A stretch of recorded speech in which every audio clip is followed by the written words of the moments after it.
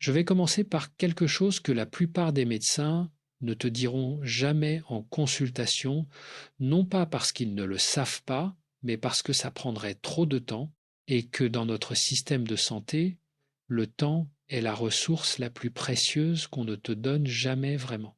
Ce que je vais te révéler aujourd'hui, c'est quelque chose que j'observe depuis plus de 30 ans dans mon cabinet parisien, une réalité clinique que j'ai vue se répéter chez des centaines de femmes assises en face de moi, des femmes intelligentes, compétentes, aimantes, qui arrivaient avec un diagnostic médical dans la main, convaincues que leur corps les trahissait, alors qu'en vérité, leur corps essayait désespérément de leur parler. Et elles ne l'écoutaient pas.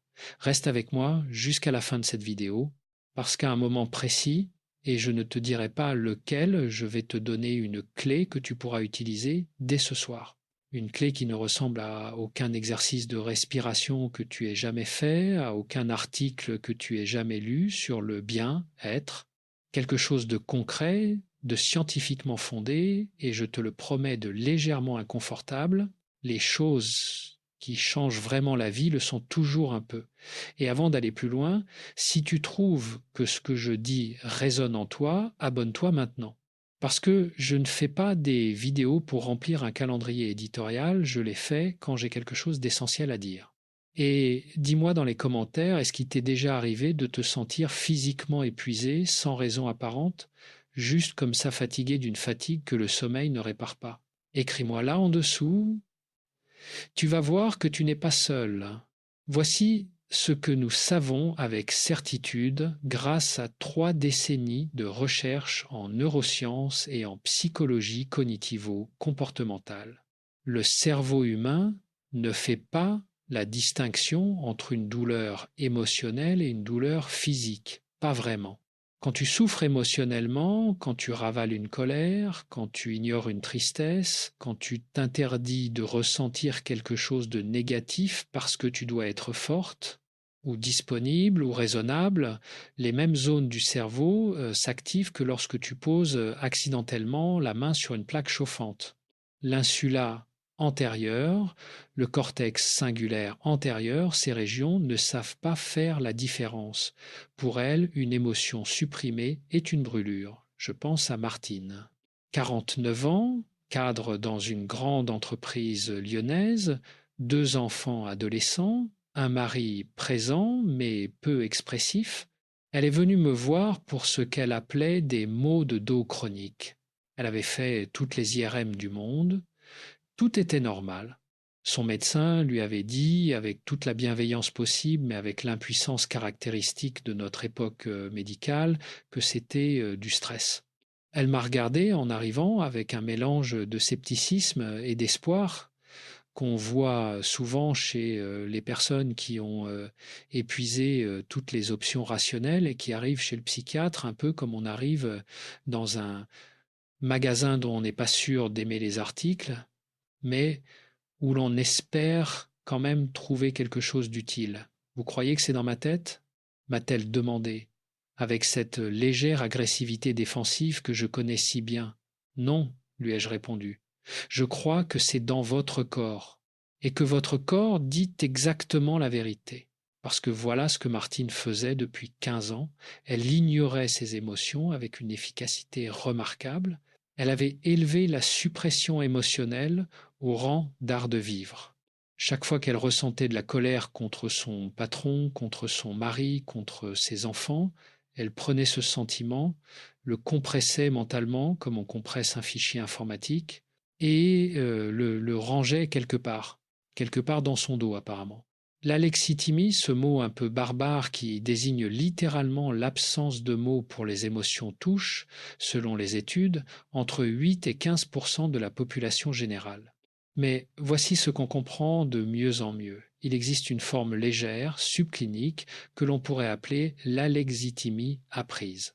Des personnes qui ne sont pas fondamentalement incapables de ressentir leurs émotions, mais qui ont appris très tôt dans des familles où l'on ne parlait pas de ce qu'on ressentait, dans des environnements où être fort était une valeur suprême à déconnecter le signal de sa signification. Elles ressentent quelque chose, mais elles ne savent pas quoi. ou elles savent très bien quoi, mais elles décident que ce n'est pas le moment. Et le problème avec ce n'est pas le moment, c'est que ce moment n'arrive jamais. Les émotions non traitées ne disparaissent pas. Elles n'ont pas cette politesse. Elles sont exactement comme ces courriers recommandés que tu n'arrives jamais à récupérer à la poste. Ils s'accumulent dans un espace qui ne t'appartient plus vraiment, jusqu'au moment où la poste, ton corps, en l'occurrence, décide de te les livrer tous en même temps, sans avertissement préalable, sous la forme d'une fibromyalgie, d'une fatigue chronique, d'une hypertension inexpliquée, d'une immunité en berne qui te fait attraper tout ce qui traîne. Je ne suis pas en train de te dire que toutes les maladies physiques ont une origine psychologique. Ce serait à la fois faux et insultant. Mais je suis en train de te dire, et des décennies de recherche en psychosomatique me soutiennent qu'un nombre considérable de symptômes physiques chroniques, en particulier chez les femmes en deuxième partie de vie, sont intimement liés à une gestion émotionnelle défaillante, pas à une faiblesse, à une habitude qu'on peut changer. Comment ton corps parle-t-il? Concrètement, laisse-moi te décrire les canaux de communication qu'il utilise, parce que reconnaître le langage est la première étape pour comprendre le message. Le premier canal, c'est la tension musculaire chronique, pas la douleur aiguë d'un effort physique, ça, tu le reconnais. Je parle de cette raideur persistante dans les trapèzes, dans la nuque, dans les mâchoires. Tu serres les dents la nuit, tu te réveilles avec la mâchoire douloureuse. Bravo, ton bruxisme nocturne est la version nocturne d'une conversation que tu refuses d'avoir pendant la journée. La tension musculaire est l'une des manifestations les plus directes de ce que la psychophysiologie appelle la préparation à l'action non déchargée. Ton système nerveux sympathique est en état d'alerte, il prépare le corps à agir face à une menace, cette menace émotionnelle, cette colère, cette peur, cette tristesse, mais l'action n'est jamais exécutée. La tension s'installe, elle devient chronique, et elle finit par définir ta posture, ta façon d'habiter ton corps. Le deuxième canal, c'est le système digestif. L'intestin n'est pas surnommé le deuxième cerveau par hasard, il contient plus de 100 millions de neurones et produit environ 90% de la sérotonine de ton organisme.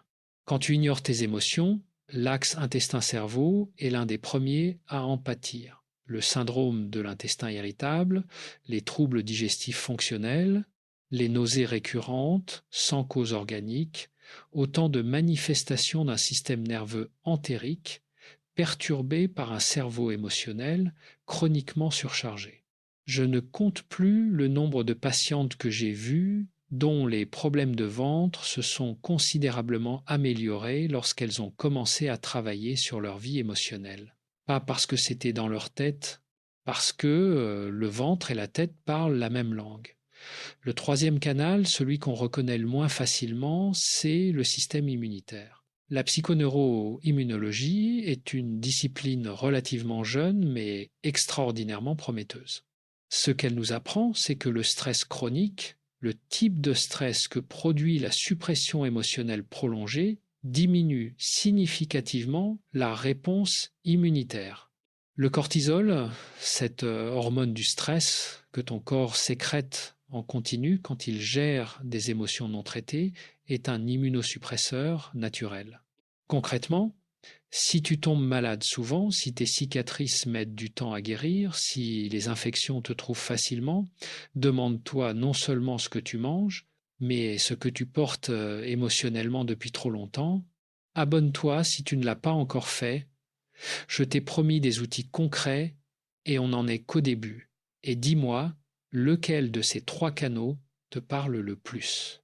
La tension, le ventre ou les infections à répétition? Je lis tous les commentaires, vraiment. Revenons à Martine. Lors de notre deuxième séance, je lui ai posé une question simple, délibérément naïve en apparence, parce que les questions simples ont souvent des réponses révélatrices.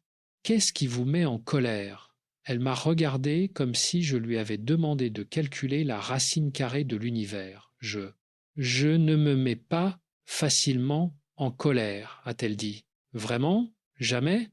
Eh bien, parfois, mon mari range mal le lave-vaisselle. Magnifique. Quand une femme de 49 ans, qui gère une équipe de 30 personnes dans une grande entreprise, me dit que sa principale source de colère est le rangement du lave-vaisselle, je sais que nous avons du travail.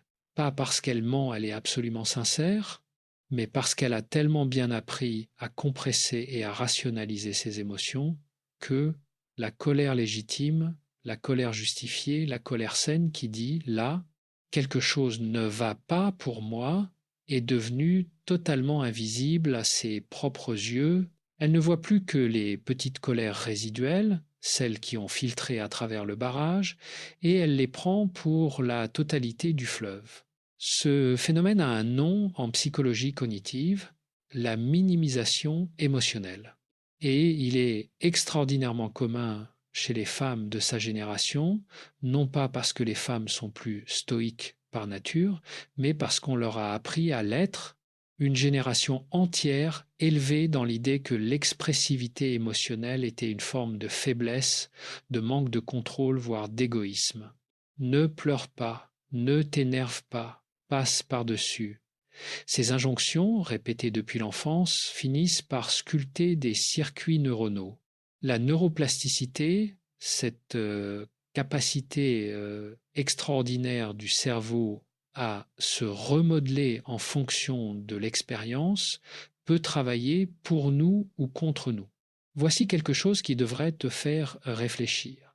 Une étude publiée dans le journal Psychosomatic Medicine a suivi pendant 12 ans des femmes diagnostiquées avec une hypertension artérielle essentielle, ce qu'on appelle l'hypertension sans cause organique, identifiable, celles qui avaient reçu une formation à la reconnaissance et à l'expression des émotions, pas de la thérapie intensive. Juste un programme de 12 semaines montrait une réduction significative de leur pression artérielle par rapport au groupe contrôle. 12 semaines. Pour des résultats que des médicaments peinent parfois à obtenir ou obtiennent au prix d'effets secondaires conséquents. Je ne suis pas en train de te dire d'arrêter tes médicaments et de te soigner à coups de journaux intimes. Je suis psychiatre, pas gourou. Mais je suis en train de te dire que le travail émotionnel n'est pas un luxe thérapeutique pour gens oisifs et introspectifs, c'est une nécessité physiologique. Ton corps en a besoin comme il a besoin de vitamines et de mouvements. La question n'est pas de savoir si tes émotions affectent ton corps. Elles l'affectent, c'est biologique, c'est mesurable, c'est incontestable. La vraie question est, veux-tu avoir la main sur ce processus ou préfères-tu le laisser s'emballer sans surveillance? Il y a un concept que j'utilise souvent avec mes patients et que j'appelle la dette émotionnelle. L'idée est simple. Quand tu n'accordes pas à une émotion le traitement qu'elle mérite au moment où elle se présente, elle ne disparaît pas. Elle entre dans ton bilan comme une dette et comme toute dette non remboursée, elle génère des intérêts. Les intérêts de la dette émotionnelle, ce sont les symptômes physiques, les réactions disproportionnées, les insomnies, les moments de tristesse sans raison qui t'envahissent sous la douche ou dans les embouteillages. Sophie, 43 ans, infirmière dans un hôpital parisien, m'a décrit ce phénomène avec une précision clinique admirable sans s'en rendre compte.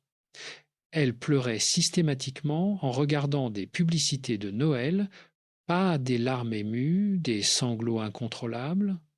Pour des publicités de Noël, elle en était embarrassée, presque honteuse. Elle pensait être trop sensible. En réalité, ces publicités ne faisaient que toucher accidentellement un interrupteur que tout autre stimulus plus chargé émotionnellement aurait dû activer: les pertes, les deuils, les solitudes, les frustrations professionnelles qu'elle ne s'était jamais autorisée à pleurer. La publicité de Noël ne créait pas l'émotion, elle en libérait simplement l'accumulation. C'est ce que certains chercheurs appellent le débordement émotionnel. Quand le réservoir est plein à ras-bord, n'importe quelle goutte supplémentaire provoque le débordement.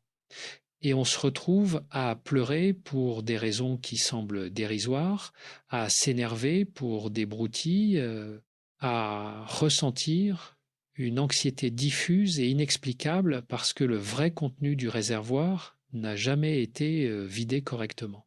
Maintenant, faisons quelque chose d'inhabituel pour une vidéo YouTube. Fais une pause mentale juste quelques secondes, arrête de regarder et commence à sentir. En ce moment, pendant que tu lis ou que tu écoutes ces mots, est-ce qu'il y a une tension quelque part dans ton corps, un endroit qui tire, qui serre, qui pèse? Ah, une douleur spectaculaire, une petite chose discrète que tu ignores en ce moment précis parce qu'elle fait partie du bruit de fond habituel. Si tu as trouvé quelque chose, garde-le en tête. Nous y reviendrons. La psychologie évolutionniste nous offre un cadre utile pour comprendre pourquoi nous sommes construits ainsi. Les émotions, toutes les émotions, y compris celles qu'on classe comme négatives, sont des programmes évolutifs. Elles ont été sélectionnées parce qu'elles amélioraient nos chances de survie. La peur nous alertait du danger. La colère nous mobilisait pour défendre ce qui nous appartenait. La tristesse nous signalait une perte et déclenchait des comportements de recherche de soutien social. Le dégoût nous préservait de l'intoxication biologique ou sociale. Ces programmes existent toujours. Ils fonctionnent parfaitement. Le problème, c'est que notre environnement a changé beaucoup plus vite que notre neurologie. Nous vivons dans des sociétés où la peur d'une réunion professionnelle active les mêmes réponses neurobiologiques que la rencontre avec un prédateur, où la colère contre une injustice sociale ne peut pas être déchargée par la fuite ou le combat, les seules réponses que notre biologie a prévues, où la tristesse doit être gérée en 48 heures parce que nous avons du travail, des enfants, des obligations. Résultat, nous avons des systèmes émotionnels parfaitement opérationnels qui tournent à plein régime, dont nous n'autorisons aucune décharge et dont nous ignorons systématiquement les signaux. Et nous nous étonnons ensuite que le corps proteste, la sérotonine, la dopamine, le cortisol, l'ocytocine, ces molécules ne sont pas de simples abstractions neurochimiques. Ce sont les acteurs principaux d'une pièce qui se joue en permanence dans ton organisme et la façon dont tu gères tes émotions détermine directement leur équilibre. Voici un exemple concret, la rumination, ce processus mental que font parfaitement bien la plupart des personnes qui se battent contre leur vie émotionnelle, ce moulin à paroles intérieures qui tourne en boucle sur les mêmes pensées, les mêmes scénarios, les mêmes reproches. La rumination n'est pas simplement un défaut de caractère ou un signe de trop penser. C'est une tentative du cerveau de traiter une émotion qui n'a pas été correctement traitée. Quand quelque chose te dérange et que tu ne l'as pas exprimé, reconnu ou intégré, ton cerveau continue à revenir dessus comme un chien sur un os, non par masochisme, mais parce que son programme lui dit qu'il y a quelque chose d'inachevé qui requiert de l'attention. La rumination chronique est associée à une augmentation significative des niveaux de cortisol, à une perturbation du sommeil, et à terme à des modifications structurelles du cerveau lui-même, notamment dans l'hippocampe, cette région cruciale pour la mémoire et la régulation émotionnelle.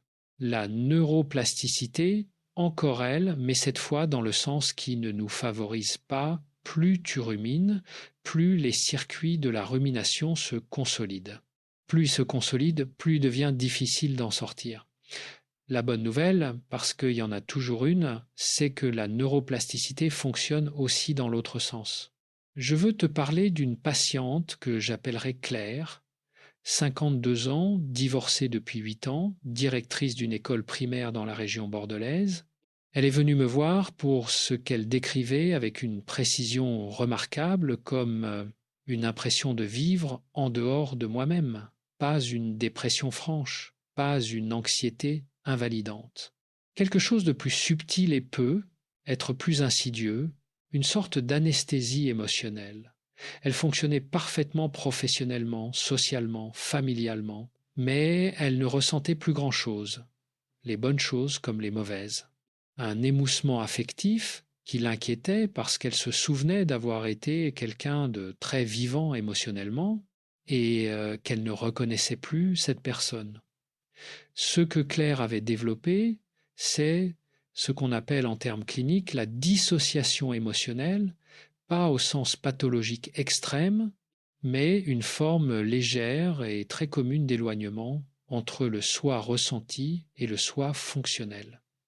Elle avait appris, après son divorce douloureux, à ne plus laisser les émotions trop près d'elle. Et son corps, fidèle à sa mission, avait simplement obéi. Problème, quand on ferme la porte aux émotions difficiles, on ferme la même porte aux émotions joyeuses. Ce n'est pas un interrupteur séparé, c'est le même circuit. Le divorce de Claire avait été une période d'une intensité émotionnelle qu'elle n'avait pas voulu traverser pleinement.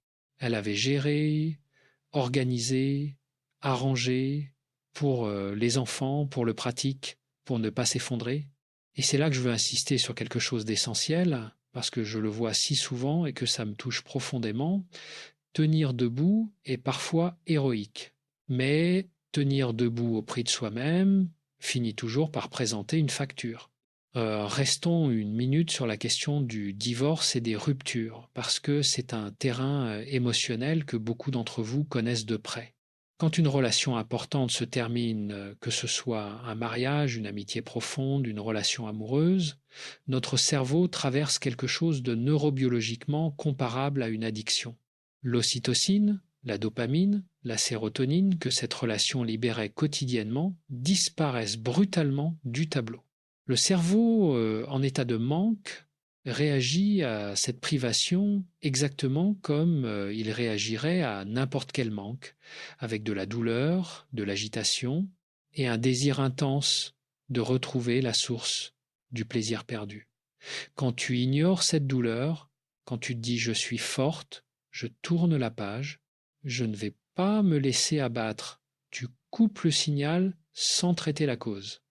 La neurochimie du manque continue à opérer en arrière-plan et elle trouvera son expression d'une façon ou d'une autre, parfois dans une nouvelle relation construite trop vite pour combler le vide, parfois dans l'irritabilité inexpliquée, parfois dans des douleurs physiques dont l'origine reste mystérieuse. Se permettre de souffrir d'une perte, ce n'est pas faiblesse, c'est hygiène neurobiologique.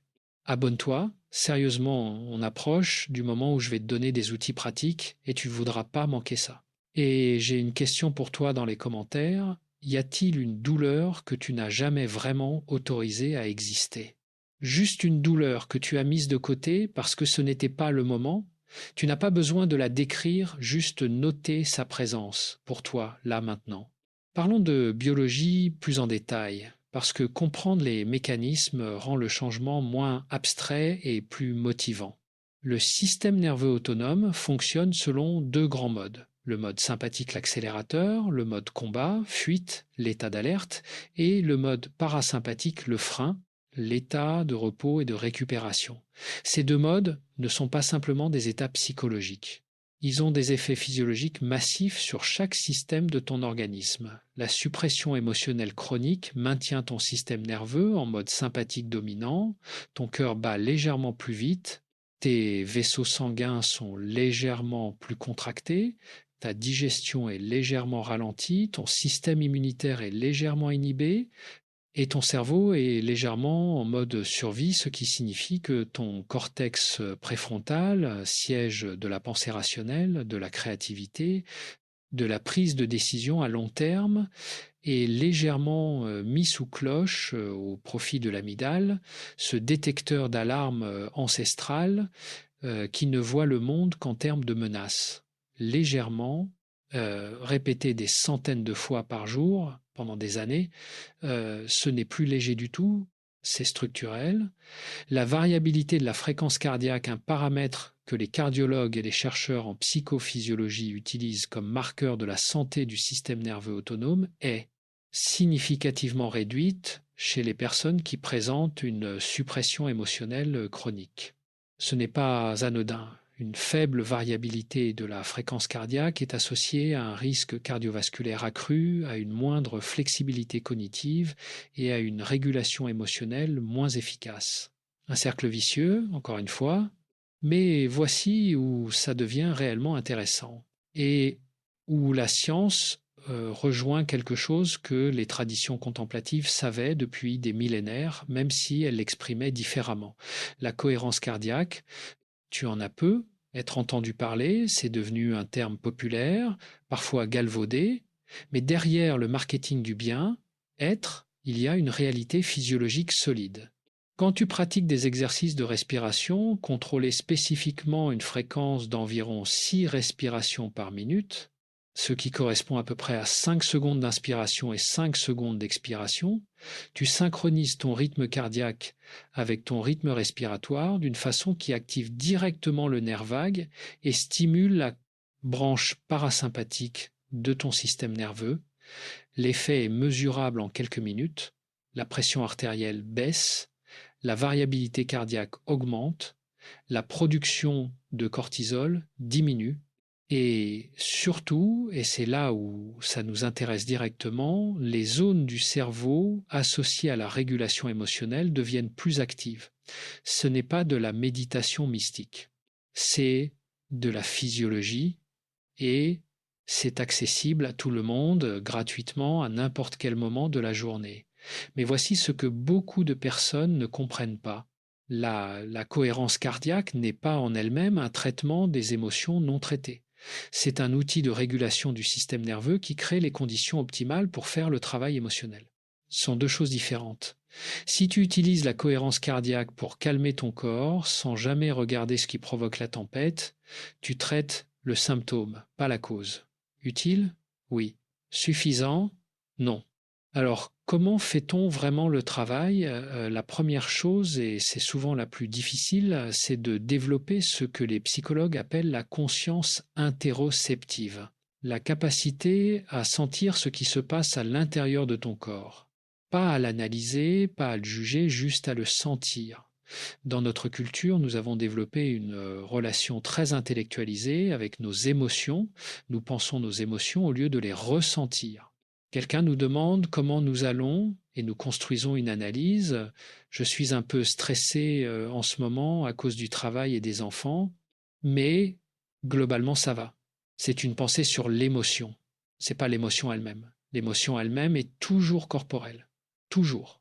La tristesse, ce n'est pas un concept, c'est un serrement dans la gorge, une lourdeur dans la poitrine, une envie d'immobilité.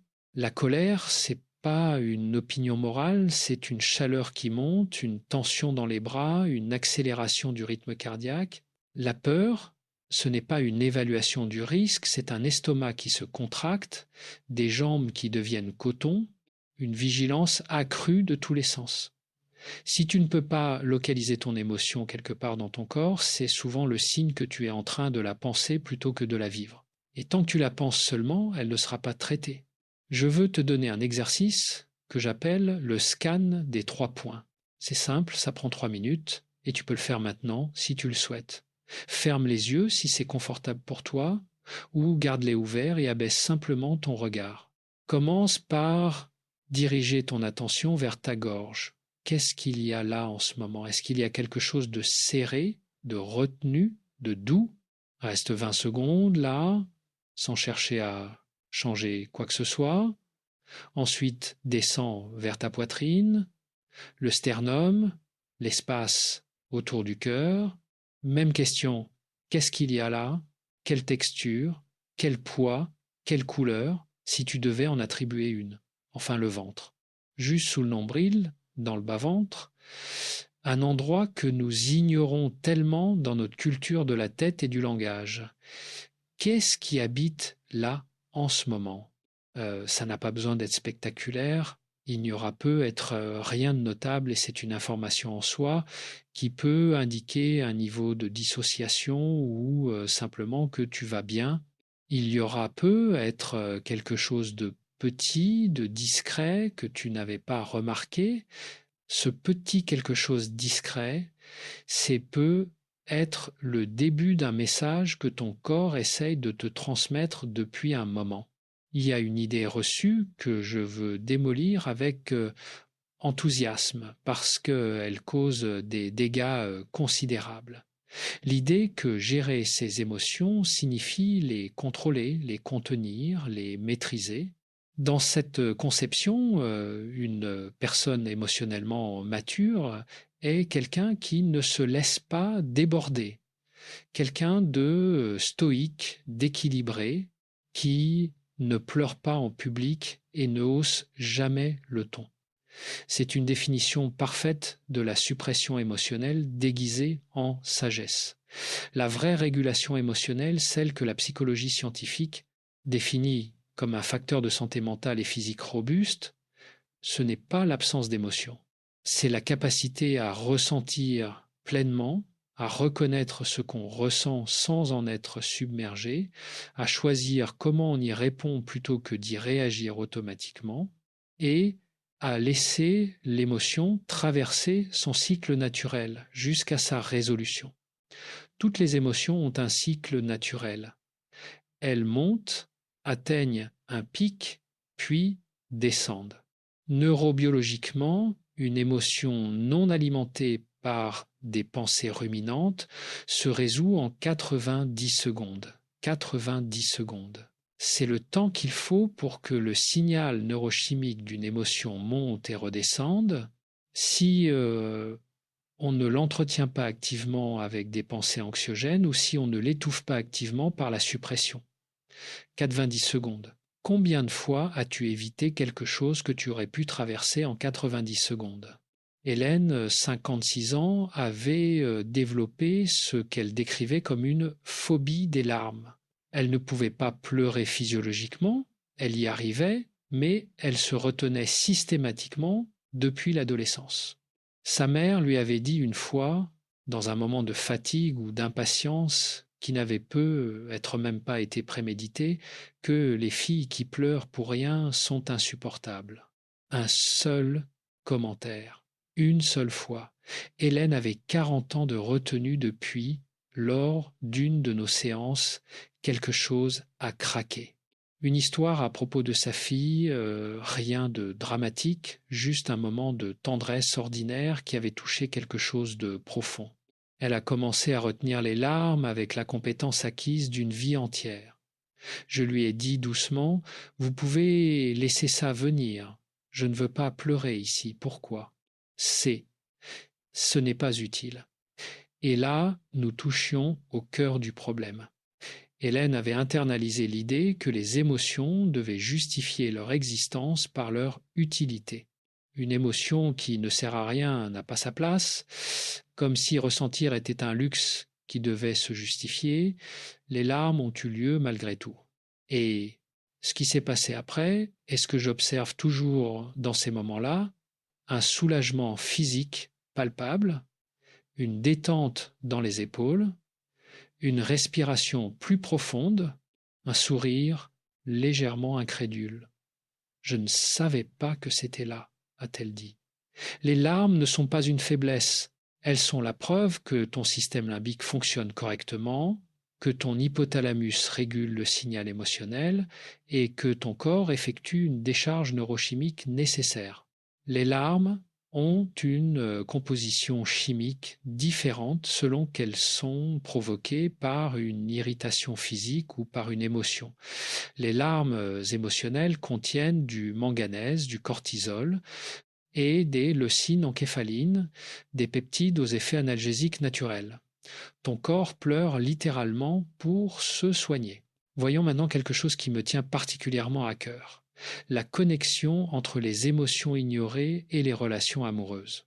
Parce qu'on ne peut pas parler du corps comme messager émotionnel sans parler de l'espace où nos émotions sont le plus activées, nos relations intimes. La théorie de l'attachement de Bowlby et Ainsworth, que des décennies de recherche ont affiné et étendu nous dit quelque chose de fondamental. Notre style d'attachement, la façon dont nous nous lions émotionnellement aux autres, est directement influencé par la façon dont nos émotions ont été accueillies ou rejetées dans notre enfance.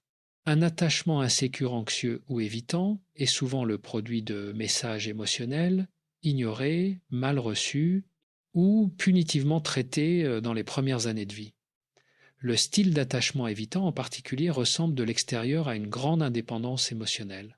Ces personnes semblent ne pas avoir besoin des autres, ne pas souffrir des séparations, se suffire à elles-mêmes. Ce que les études physiologiques montrent, c'est une toute autre réalité. Leur corps enregistre le même niveau de détresse que celui des personnes anxieusement attachées, leur cortisol monte, leur fréquence cardiaque s'accélère, mais leur système de régulation émotionnelle ont appris à court-circuiter le signal avant qu'il atteigne la conscience. Ils souffrent autant. Ils ne le savent tout simplement pas. Et leur corps, lui, le sait très bien. Je veux maintenant aborder quelque chose que je considère comme l'une des idées les plus libératrices de la psychologie contemporaine et qui est paradoxalement l'une des moins comprises. L'acceptation émotionnelle n'est pas la résignation. Accepter une émotion, c'est pas être d'accord avec elle, c'est pas l'approuver. Ce n'est pas penser que ce qu'elle signale est juste ou raisonnable. C'est simplement reconnaître qu'elle est là, qu'elle fait partie de ton expérience présente et lui donner l'espace d'exister sans être immédiatement combattu, nié ou exilé. Voici une métaphore que j'utilise souvent. Imagine que tu conduis sur une autoroute et qu'il y a du brouillard épais. Tu as deux options. La première, paniquer, accélérer pour en sortir, serrer le volant à t'en faire blanchir les jointures et espérer que le brouillard disparaisse si tu vas assez vite. La deuxième, ralentir, allumer les feux de brouillard, accepter que tu ne vois pas loin devant toi pour le moment et continuer à conduire prudemment jusqu'à ce que la visibilité revienne. Les émotions difficiles, c'est le brouillard. Tu ne les fais pas disparaître en accélérant, tu les traverses en ralentissant. L'acceptation est paradoxalement le chemin le plus rapide à travers une émotion. Quand tu cesses de résister à ce que tu ressens, le cycle émotionnel peut s'accomplir et tu peux passer à autre chose. Ce que je vais te dire maintenant peut être la chose la plus importante de toute cette vidéo. Alors si tu étais en train de faire autre chose en écoutant, j'ai besoin de toute ton attention pour les prochaines minutes. Il y a une différence fondamentale entre deux modes de traitement des émotions difficiles. Le premier mode, c'est la rumination, tourner en boucle autour de l'émotion, rejouer le scénario encore et encore, alimenter la flamme avec des pensées de plus en plus chargées. Ce mode entretient l'émotion sans la résoudre. Il crée la dette émotionnelle dont je parlais tout à l'heure. Le deuxième mode, c'est ce que les chercheurs appellent la réélaboration cognitive, ou dit plus simplement donner un sens à ce qu'on a vécu. C'est pas la même chose que de penser à son émotion. C'est l'intégrer dans une narrative plus large, trouver ce qu'elle nous apprend sur nous, sur nos besoins, sur nos valeurs. Une expérience conduite par James Pennebaker, chercheur en psychologie à l'Université du Texas, est devenue une référence fondatrice dans ce domaine. Il a demandé à des participants d'écrire pendant 20 minutes par jour, 4 jours de suite, sur une expérience émotionnellement difficile de leur vie. L'instruction était simple, écrire leurs pensées et émotions les plus profondes à ce sujet, sans censure, sans se soucier de l'orthographe ou du style. Les résultats, mesurés dans les mois suivants, ont été saisissants: amélioration significative de la santé immunitaire, réduction des consultations médicales, amélioration de l'humeur et, chez certains groupes, amélioration des marqueurs biologiques du stress. 20 minutes par jour, 4 jours. Pour un résultat qu'aucun supplément alimentaire à 60 € ne t'offrira. Écrire ne guérit pas parce que c'est cathartique dans le sens hollywoodien du terme. Écrire guérit parce que le langage est l'outil par lequel le cerveau organise l'expérience. Quand tu mets des mots sur ce que tu ressens, Tu actives le cortex préfrontal gauche siège du langage et de la régulation émotionnelle et tu diminues l'activation de l'amygdale, littéralement. Nommer l'émotion la réduit. Pas totalement, pas immédiatement, mais mesurablement. C'est le moment des outils concrets et j'en ai plusieurs à te donner, des outils que tu peux commencer à utiliser dès aujourd'hui, pas après avoir lu 6 livres de développement personnel ou après avoir trouvé le thérapeute parfait. Le premier outil, le journal des émotions somatiques, différent du journal ordinaire. Chaque soir, pendant 10 minutes, tu notes 3 choses. Une situation qui t'a affecté dans la journée petite ou grande, ce que tu as ressenti dans ton corps à ce moment-là, et quelle émotion principale tu identifies maintenant, rétrospectivement. Pas une analyse, pas une histoire, juste ces 3 éléments. Situation, sensation corporelle, émotion nommée.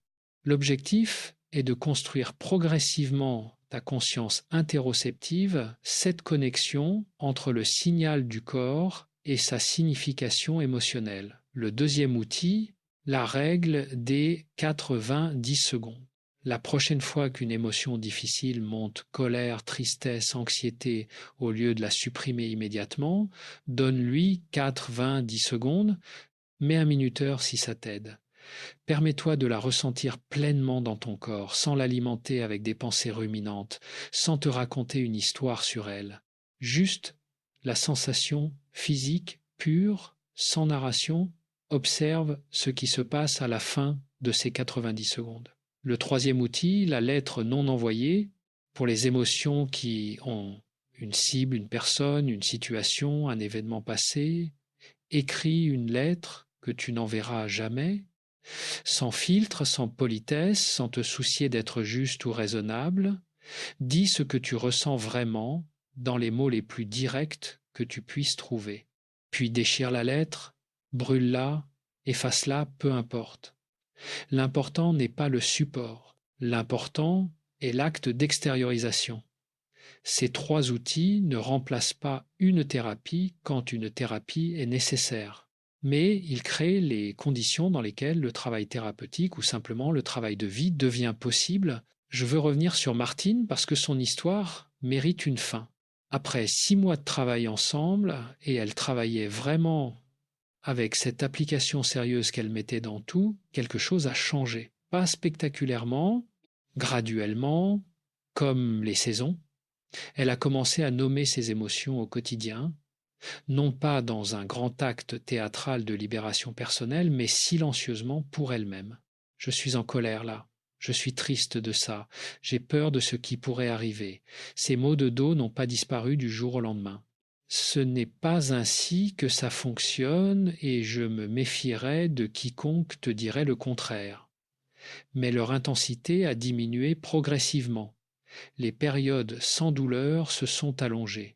Et quelque chose de plus important s'est produit, elle a arrêté de vivre dans la peur de son propre corps, elle a arrêté de se battre contre lui, elle a compris que ces symptômes n'étaient pas des pannes, c'étaient des messages.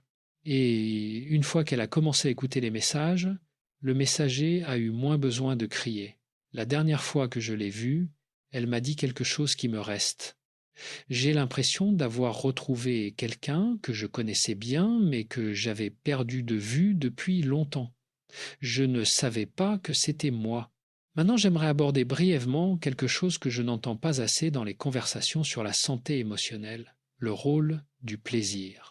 Nous parlons beaucoup avec raison des émotions difficiles, de la douleur, du stress, du deuil. Mais une vie émotionnelle saine ne se limite pas à mieux gérer les émotions négatives. Elle inclut aussi la capacité à accueillir pleinement les émotions positives.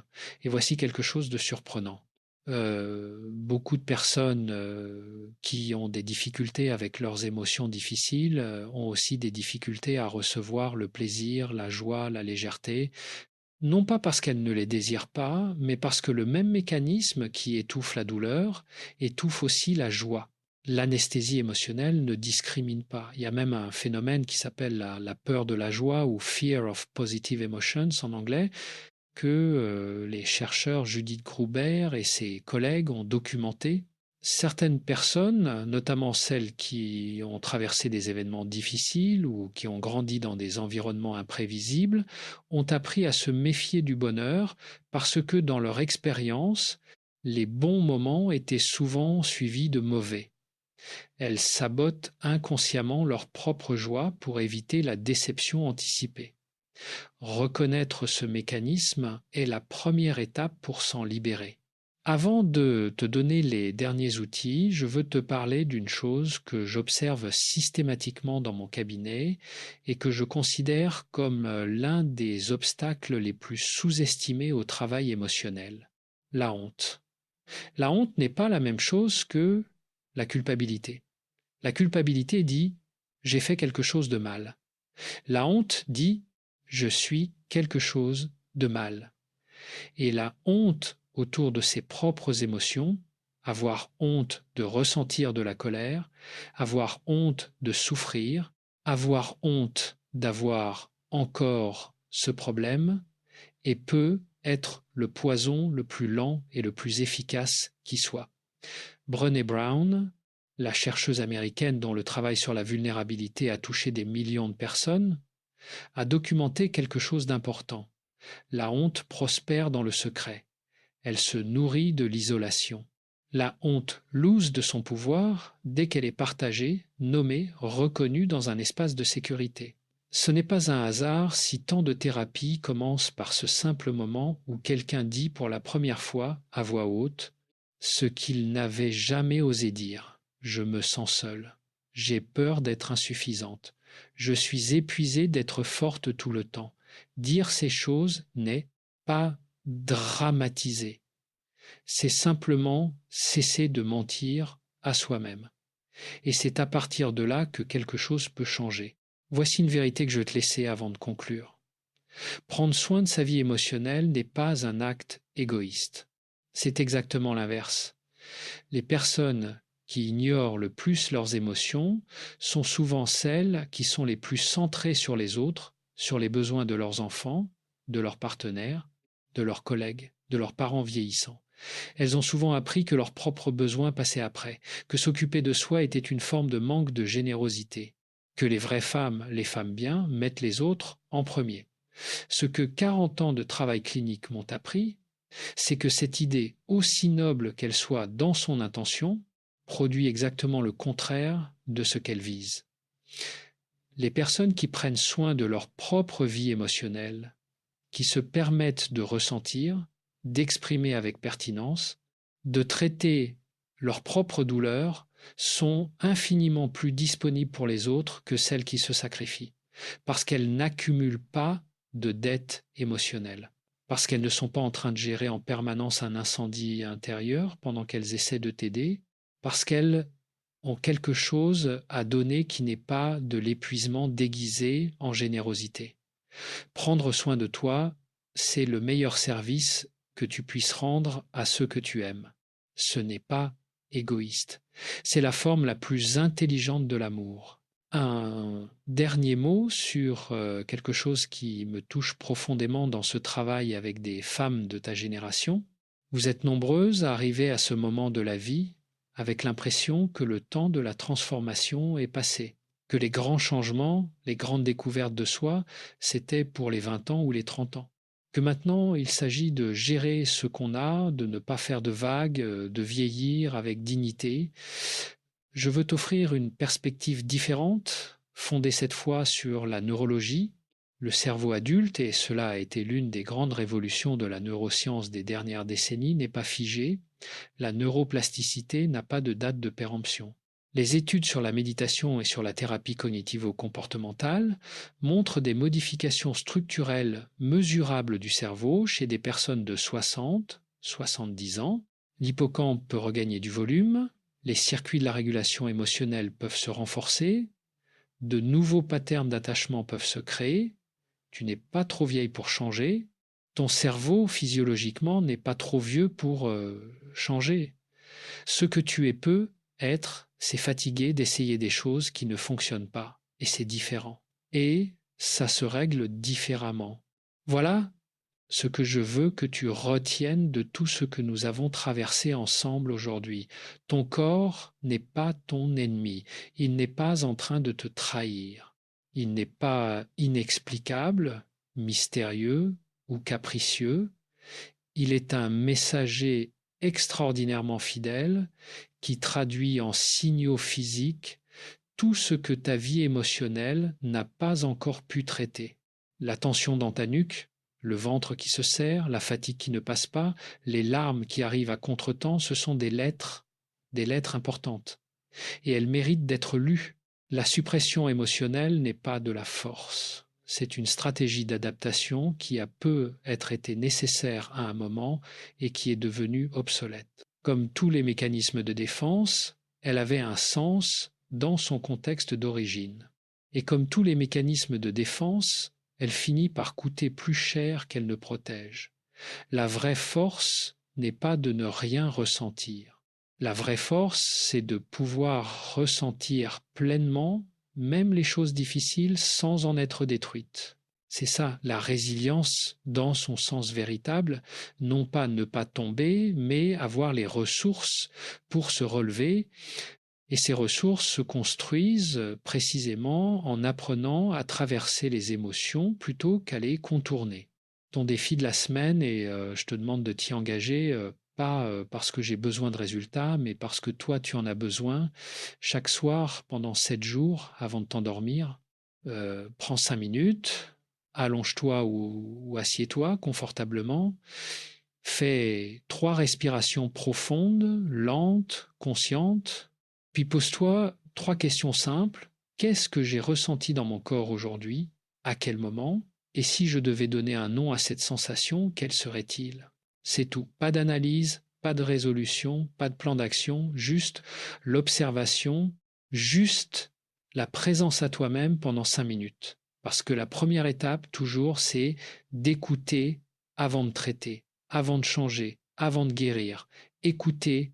Si cette vidéo a touché quelque chose en toi, et j'espère sincèrement qu'elle l'a fait, j'ai besoin de toi pour une chose. Partage-la avec une femme dans ta vie qui, tu le sais, au fond de toi, porte des émotions qu'elle n'a jamais autorisées à exister, une amie, une sœur, une collègue. Pas parce que ça va automatiquement la guérir de quoi que ce soit, les choses ne fonctionnent pas ainsi, mais parce qu'elle saura qu'elle n'est pas seule.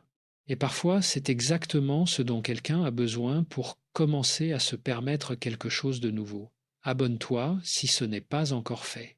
Laisse-moi un commentaire, dis-moi ce qui t'a le plus touché dans tout ce que nous avons traversé ensemble, ou pose-moi une question à laquelle je répondrai. Et reviens la semaine prochaine, parce que nous allons continuer à creuser dans une direction qui, je te le promets, va changer la façon dont tu te regardes. Prends soin de ton corps.